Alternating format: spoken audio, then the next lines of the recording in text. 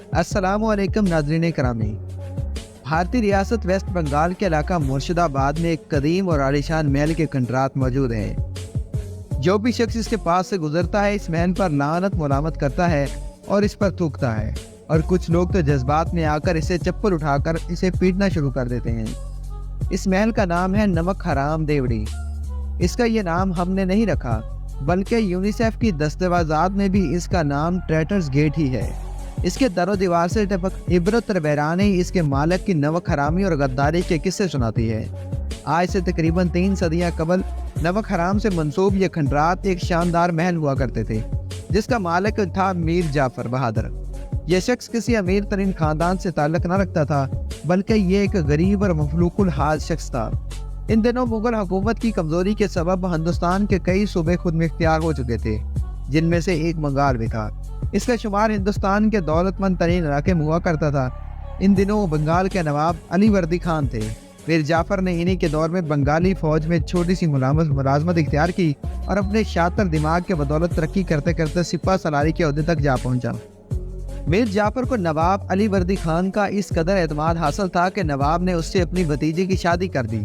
लेकिन इस नमक हराम शख्स में दौलत की हवस और इस हद तक बढ़ गई कि इसने राजमहल के फौजदारी अताउल्लाह के साथ मिलकर अपने ही मोहसिन नवाब अली वर्दी खान के कत्ल और तख्ते बंगाल पर कब्जे का मंसूबा बनाया।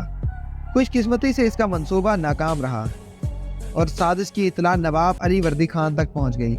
लेकिन किस्मत ने नवाब अली वर्दी खान को इतना मौका न दिया कि वो मीर जाफर से हिसाब किताब करता। सन 1756 ईस्वी नवाब अली वर्दी खान के इंतकाल के बाद इसके नवासे ने नवाब सिराजुद्दौला सिर्फ 23 साल की उम्र में बंगाल के हुक्मरान बने। हालांकि नवाब सिराजुद्दौला इंतहाई नरम दिल, अवाम दोस्त और मजहबी किस्म के इंसान थे। इसके बावजूद उनका नवाब बनना मीर जाफर को एक आंख न पाया और वह पहले ही दिन से नवाब के तख्ता उड़ने के मंसूबे बनाता रहा। इन दिनों अंग्रेज तजारत की आड़ में हिंदुस्तान में खुफिया तौर पर अपनी जड़ें मजबूत कर रहा था। उन्होंने नवाब की तरफ से मिलने वाली मराहत का गलत इस्तेमाल करते हुए फोर्ट वेलम नामी किले की पुख्ता दीवारें तामीर कर दी। टैक्स और कस्टम ड्यूटी चोरी करना अंग्रेजी का मामूल बन गया था।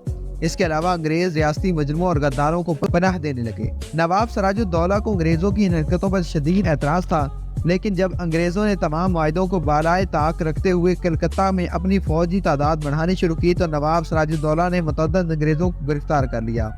ये तमाम वाक़यात अंग्रेज और नवाब सिराजुद्दौला के दरमियान जंग का सबब बने, जिस जंग को तारीख जंग प्लासी का नाम से जानती है। इसे दुनिया की अजीबो गरीब जंग भी कहा जाता है, जहां एक तरफ नवाब सिराजुद्दौला की 50,000 मुसल्लह फौज थी और दूसरी तरफ अंग्रेज अफसर रॉबर्ट लाइफ के 3,000 की एक छोटी सी टुकड़ी से था।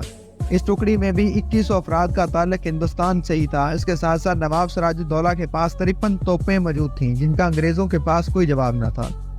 इन तमाम तर साज सामान के बावजूद नवाब सिराजुद्दौला ये जंग हार गए। प्लासी के मुकाम पर हुई इस जंग रियासत बंगाल को अगले 200 साल के लिए अंग्रेजों को गुलामी में झोंक दिया। यही नहीं बल्कि बंगाल के फतह ने अंग्रेजों के लिए तमाम हिंदुस्तान पर कब्जे के दरवाजे खोल दिए। लेकिन ये सब कैसे हुआ, इसका जवाब मीर जाफर खान बहादुर। जी हाँ दोस्तों, यही वो गद्दार वतन था जिसने अपने जाती मुफाद की खातिर हिंदुस्तान को सदियों की गुलामी में धकेल दिया। जंग प्लासी से कबल अंग्रेज जानते थे कि नवाब सिराजुद्दौला की फौजों को शिकस्त देना उनके लिए नामुमकिन था। इसलिए उन्होंने नवाब के मुखालिफ रिश्तेदारों और आला अहदेदारों से साज़बाज़ की। उनसे सब नुमाया मीर जाफर था, जो बंगाल में नवाब सिराजुद्दौला के बाद सबसे ज्यादा बाइख्तियार आदमी था और बंगाल की फौजों का कमांडर एंड चीफ था। तखत की लालच में शख्स अपनी जेर कमान फौज लेकर अंग्रेजों के साथ जा मिला और नवाब सिराजुद्दौला को यकीनी फतह किस्त में तब्दील हो गई। जंग शुरू होने से कबल कुछ वफादार अमायदीन सल्तनत ने नवाब को मीर जाफर के इरादों से बाखबर करने की कोशिश की, जिस पर नवाब सिराजुद्दौला ने मीर जाफर के कदमों में अपनी पगड़ी रखते हुए कहा कि मामा ये पगड़ी आपने मुझे पहनाई थी, अभी आपकी इज्जत रखना आप पर फर्ज है। जिसके बाद में मीर जाफर ने कुरान पाक पर हाथ रखकर कहा, कसम खाई थी कि कभी नवाब को धोखा नहीं देगा। लेकिन इस नमक हराम इंसान ने कुरान मजीद की कसम का पास न रखते हुए जंग में पसपाई के बाद नवाब सिराजुद्दौला अपनी बीवी और बेटी के हमरा पटना शहर के खानकाह में भेस बदल कर रूपोश हो गए। लेकिन मीर जाफर के सिपाहियों ने इन्हें ढूंढ निकाला और बाद मीर जाफर के बेटे मीर मीरा के हुक्म पर नवाब सिराजुद्दौला को फांसी दे दी गई। उन्हें शहीद करने के बाद उनकी लाश को बुरी तरह तौहीन की गई और फिर इस गद्दार ने मीर जाफर ने नवाब की इस मसक शुदा लाश को हाथी पर रखकर तमाम शहर पर तमाम मुर्शिदाबाद में घुमाया और अपने नए नवाब होने का ऐलान कर दिया।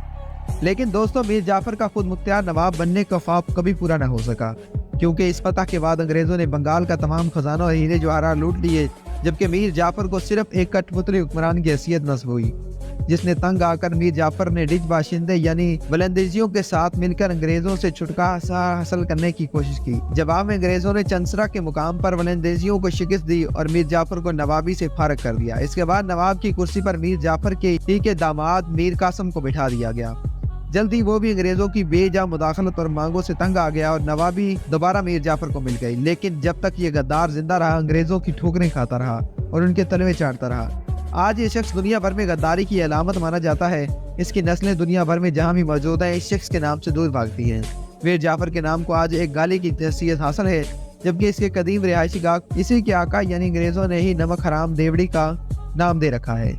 मीर जाफर के किस्से में इबरत है इन लोगों के लिए जो अपनी आर्जी मफादात की खातर मुल्क और सालमियत के अजीम तर मफादात कुर्बान कर देते हैं, लेकिन ये भूल जाते हैं कि तारीख उनके साथ वही सलूक करने वाली है जो मीर जाफर के साथ हुआ। उम्मीद करते हैं कि आपको हमारी ये वीडियो पसंद आई होगी। अगर आपको हमारी ये वीडियो पसंद आई हो तो हमारे चैनल को सब्सक्राइब करें, वीडियो को लाइक करें और बेल आइकन को जरूर प्रेस करें। शुक्रिया।